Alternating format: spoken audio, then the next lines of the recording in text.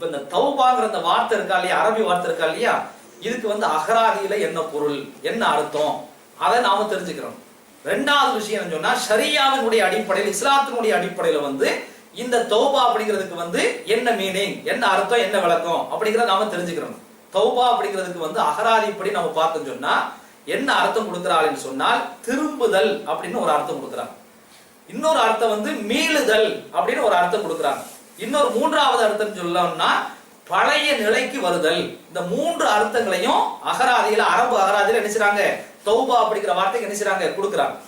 இப்ப ஷரியாவின் அடிப்படையில இதுக்கு என்ன அர்த்தம் அப்படின்னு நீங்க பாத்தீங்கன்னா அந்த அகராதியுடைய அந்த அர்த்தம் என்ன செய்யும், இணைந்து வரக்கூடிய வகையில் என்ன செய்யுது, அந்த ஷரியாவுடைய அர்த்தம் அமைஞ்சிருக்கு. என்ன அர்த்தம் சொன்னா, இப்ப நாம அல்லாஹ்வுடைய விஷயத்துல ஒரு நல்ல அமல்கள் செய்யறேன்னு வைங்க, நல்ல காரியங்கள் பண்றேன்னு வைங்க, அப்ப அல்லாஹ்வுக்கு நெருக்கமா இருக்கும், ஷைத்தானை விட்டு தூரமாயிருக்கும். ஆனா அல்லாஹ்வுக்கு மாற்றமாக நாம நடக்கிற சமயத்துல நீங்க பாத்தீங்கன்னு சொன்னா அல்லாஹ்வை விட்டு நாம என்ன செஞ்சிருவோம், தூரம் ஆயிருவோம், ஷைத்தானுக்கு நெருக்கமாயிருவோம். அப்படித்தானே ஆயிருவோம்.